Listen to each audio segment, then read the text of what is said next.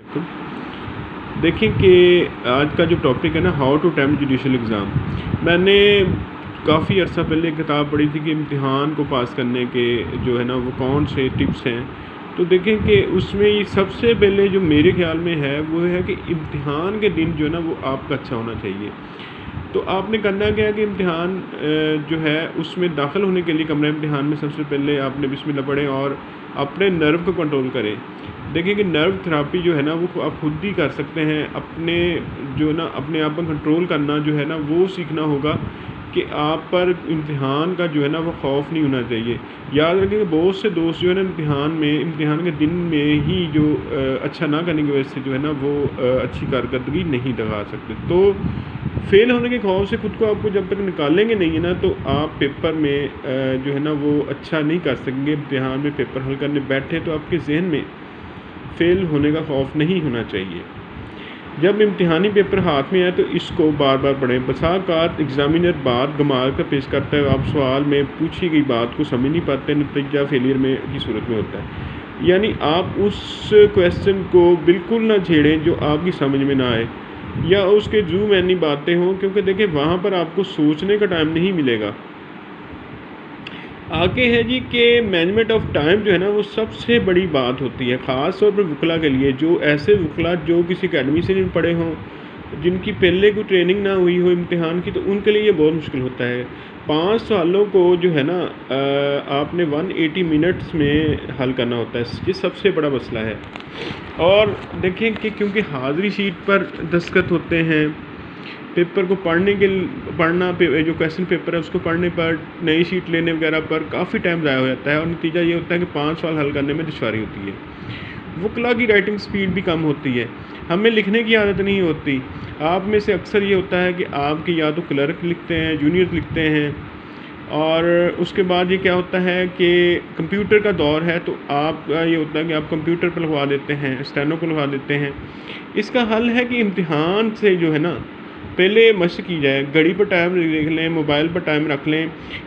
देखें कि 35 मिनट वैसे तो होते हैं ना एक सवाल को हल करने पर, आपने 30 मिनट में कोशिश करनी है कि आपका सवाल जो है ना वो हल हो, और मुकर्ररा वक़्त में हल करने की मशक जो है वो ही आपके लिए सूदमंद हो सकती है। दूसरा, कभी भी मार्कल से हेडलाइंस वगैरह जो है वो उसमें देने में टाइम ना करें। उसमें एक एक सेकंड जो कीमती होता है। अब क्या होता है कि जी खुशखत लिखाई करने के लिए जी एक कभी कोई पेंसिल इस्तेमाल कर ली, ऊपर आउटलाइनें दे दी, फिर दूसरी, ये सारा कुछ जो है ना ये बातें आपने सीखनी है।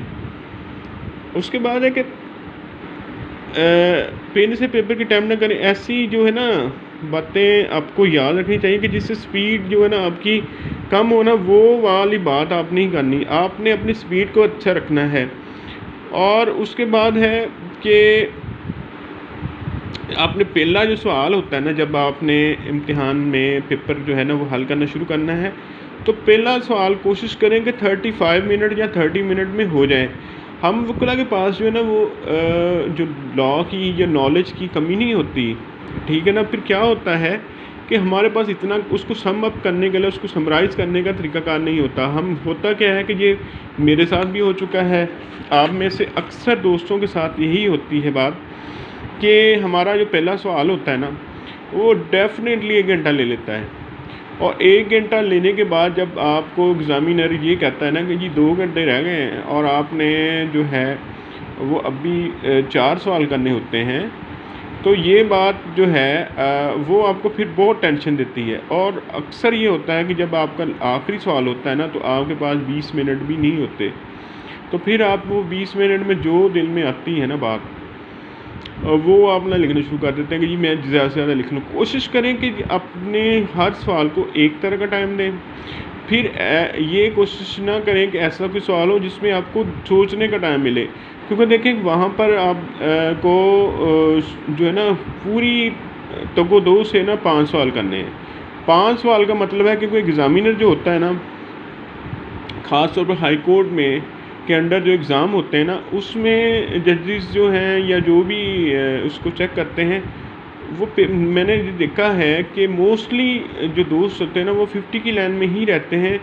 और ये आप ज़हन में चीज़ रख लें कि आपने इम्तिहान में पास होना है, और इसके नंबर्स जो है ना वो इतने मैटर नहीं करते, क्योंकि जजेस जो है ना जजेस साहबान जब किसी भी को सेलेक्ट करते हैं जुडिशल एग्ज़ाम में, तो वो इंटरव्यू वाले दिन जो हैं वो उसमें मोस्टली जो है ना वो वहाँ पर परखते हैं उम्मीदवार को, उससे उसकी काबिलियत, उसकी नफसियाती जो है ना, उसकी मैच्योरपन जो है उसको चेक करके उसको पास करते हैं।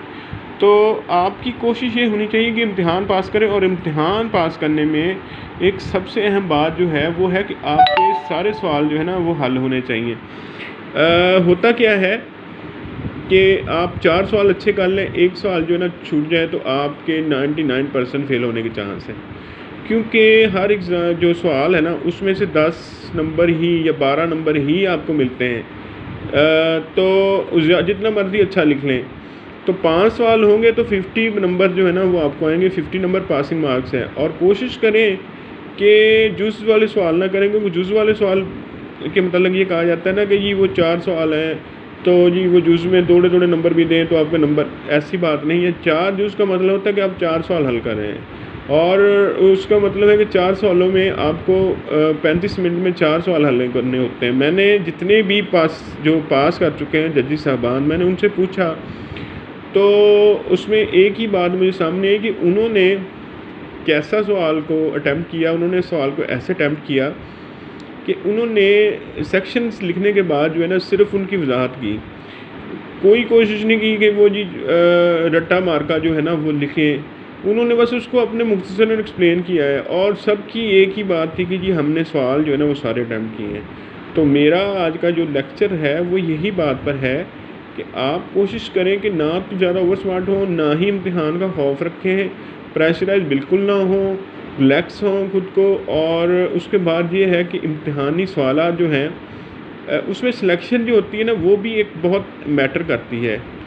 बसा औक़ात ये होता है कि आपसे अगर आपको 10 सवाल है ना तो 10 सवाल ही आपको बहुत ज़बरदस्त आते होते हैं, लेकिन आप ये नहीं, आपको ये सोचना होता है मुख्तसर से टाइम में ये डिसाइड करना होता है कि इसमें से कौन सा करें। तो इसका हल ये होता है कि आप प्रीवियस ईयर्स पेपर ले लें, वो जो सवाल है ना उसके ऊपर बैठ के सोचें कि आप जो है ना इनमें से कौन से बेस्ट सवाल 5 जो है ना वो सिलेक्ट कर सकते हैं। तो उसमें ये देखें कि जिसमें ज़्यादा जो है ना फैक्ट एंड फिगर ना हो, ज़्यादा टाइम लेने वाले सवाल ना हो, मुबहम ना हो, टेक्निकलिटीज़ पर ना हो, कोई ऐसा सवाल ना हो कि जो कि आपको शोर शॉर्ट ना हो। तो देखिए एक सवाल का गलत होना आपको फेल होने के बहुत करीब कर देता है। तो मेरा आज का जो सारा लुब्बे लबाब है वो यही है कि इम्तिहानी डेज़ और 6 माह की तैयारी एक जो है ना वो एक तरफ है, और कोशिश देखिए करें कि इम्तिहान वाले दिन जो है ना वो अपने आप को रिलैक्स करें। किताब का को जो है ना अपने साथ समेट के ना रखें कि आप इम्तिहान में दाखिल हो, इम्तिहानी कमरे में दाखिल होने से पहले तक किताब को चिमटे रहें। जब तक आप मेंटली रिलैक्स नहीं होगे ना आप अच्छा नहीं करोगे सबसे ज़्यादा। और इम्तिहानी जो पेपर है ना उससे एक रात पहले है ना आपकी नींद का पूरा होना ज़रूरी है। जो दूसरा इम्तिहानों में जाग कर पेपर देते हैं, इम्तिहान वाले दिन आपका दिमाग जो है ना वो आपने कम से कम 3-4 घंटे या कोशिश करें तो पूरा जो टाइम है ना अपनी नींद का पूरा करें। आपका मेंटली तौर पर जो है ना आपका फ्रेश होना बहुत ज़रूरी है।